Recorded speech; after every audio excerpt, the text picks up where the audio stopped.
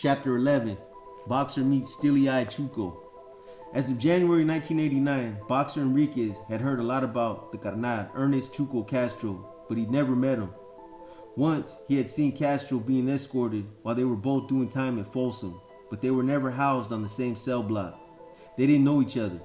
Castro was a die-hard junkie and was also back at CIM on a parole violation, housed in the Palm Hall section of the prison where all the Emmett brothers were housed along with the Aryan Brotherhood. The West of the Familia, Black Guerrilla family, and assorted troublemaking Crips and Bloods. The yard at Palm Hall was divided into 4 large squares, dividing by a 2-story high chain link fence that kept the rival gangs apart. A guard tower stood in the middle with a couple of sharpshooters constantly surveying the 100+ inmates below, each one with his hands gripping the stock and barrel of a Ruger Mini 14 assault rifle. The concrete walls surrounding the yard were pockmarked with holes, testimony to the fact that these correctional officers wouldn't hesitate to pull the trigger. There would be one warning shot, then the next one would find human flesh. They shot to kill. On any given day, prison gang members, mostly MA and AB, could be seen in formation going through intensive exercise rituals, push-ups, burpees, jumping jacks, sit-ups, and running in place. It was all seriously regimented, someone shouting out the cadence as they went through their series of exercises, as if they were recruits at a U.S. Marine boot camp or a college football team doing calisthenics. We saw ourselves as warriors, Boxer explained, preparing to go off to other prisons and fight for the dominance of each institution. There was a smattering of inmates of the flabalanche variety, but for the most part, the inmates heavily tattooed, muscles ripped in the sunlight. This was no joke. Aryan Brotherhood members in particular had lightning bolt tats that signified they had assaulted a black, and some were adorned with large warbird tattoos that signified they tasted battle behind bars at some time in their prison life. Chuco was not tall, but stocky, a handsome, light-skinned Mexican with a well-trimmed mustache.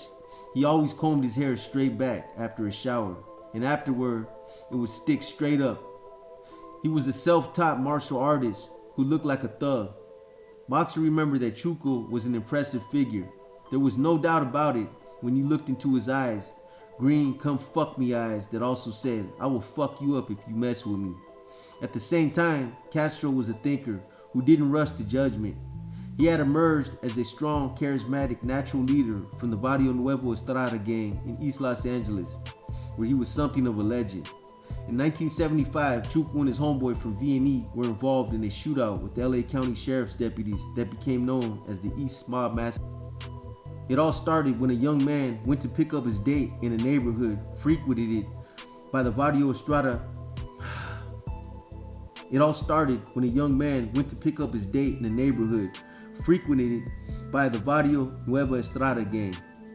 There were more than 4 dozen cholos and their girls drinking beer and flowing out to the street from a 2-story house, Party Central. The guy picking up his date was confronted for being an outsider. He didn't back down and ended up with dents in his car and bullets shattered the windows. A few blocks away, he ran into a cop car and asked for help. It happened to be the gang detail.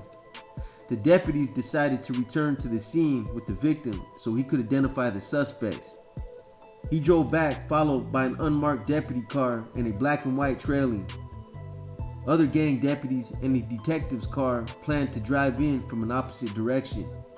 As the caravan pulled up, all hell broke loose. A gang member with a shotgun stood in the street. Another was firing from a 2nd-story window in the party house, and Chuco Castro and a friend were crouched behind a car on the opposite curb, spraying away with the Ruger 10-22 rifle with a 10-round rotary magazine. It was the deadliest gun on the street in those days. Castro was loading the magazine every time it emptied, and his homie was laying on the trigger. The gangsters had the cops caught in a triangle of fire. The gunman in the street put a round in the side of the unmarked cop car and took off running, with the black and white chasing right behind him.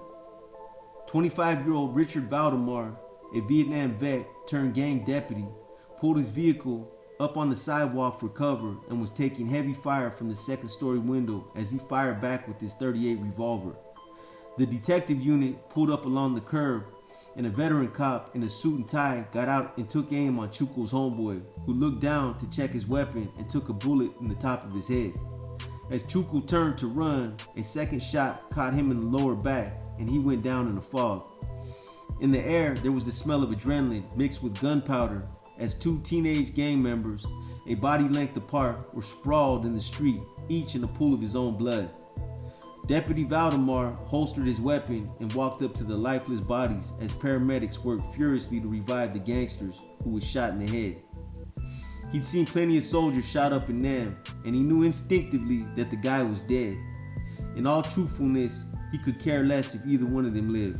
They tried to kill cops by ambushing them. Good cops with wives and kids, just trying to do their jobs. However, he could see that Chuco was still alive, covered with blood, but breathing barely. "Hey," he said, "that guy's dead. Forget about him. This one might have a chance." Chuco was temporarily paralyzed by his injuries. Life was literally draining out of him, and half of his hip was blown away. The young cop probably saved his life by alerting paramedics. He'd remember the face and voice of Deputy Richard Valdemar. More than a decade later at Palm Hall, Chuco Castro had the same steely-eyed charisma.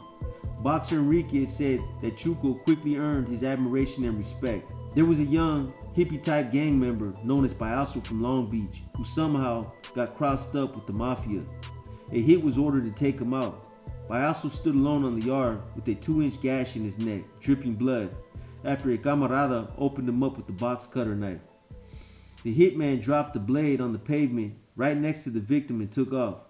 Then a pale and shaken Payaso, in an uneasy voice, asked no one in particular, "Why did you cut my throat?"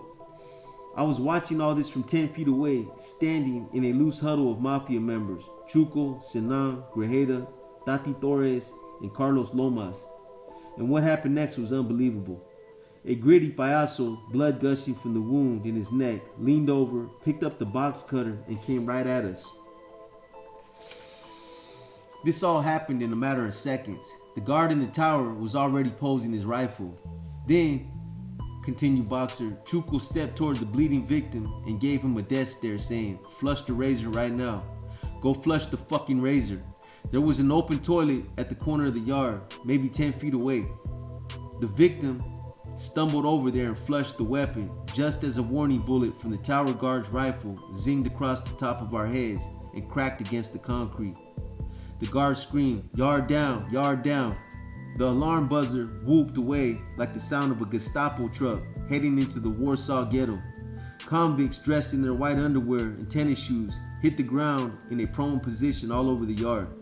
There were fights and attacks at Palm Hall weekly, sometimes daily, and they usually stopped as quickly as they began. It's one thing to invite a warning round from a Mini 14. It's another thing to actually take one in the head. Boxer thought. Chuco showed a lot of metal. During the same time period, there was a crazy-ass white guy on the tier who was drinking water out of puddles when he went outside to the yard. Boxer said he was always cussing at the Mafia inmates and threatening to sodomize us.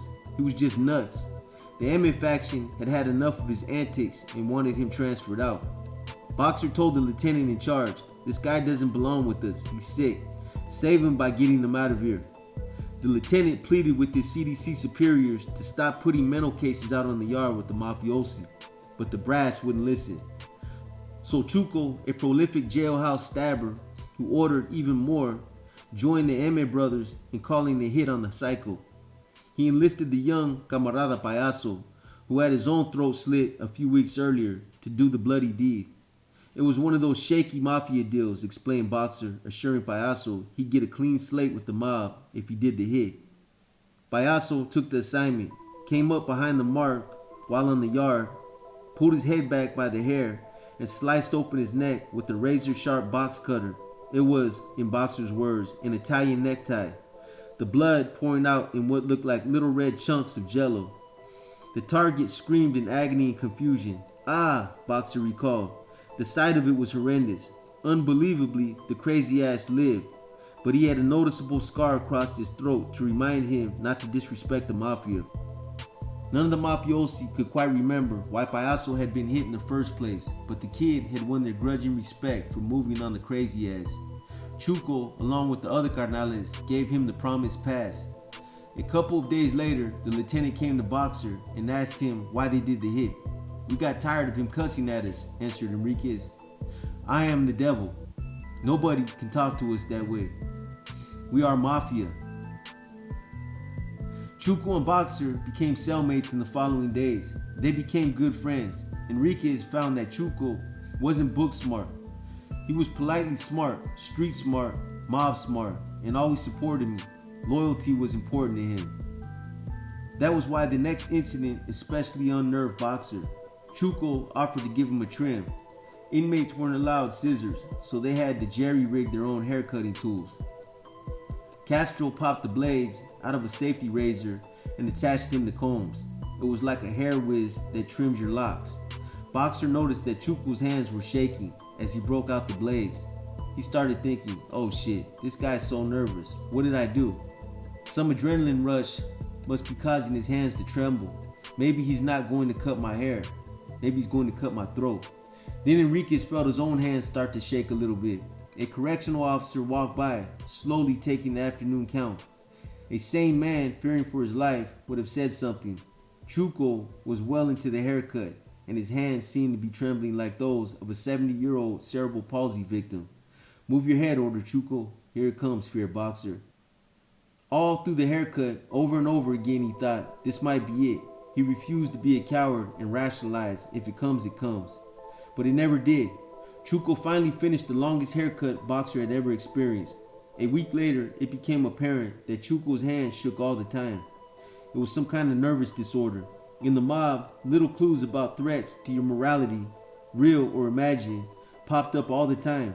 Internal fear is something a mafioso had to get accustomed to.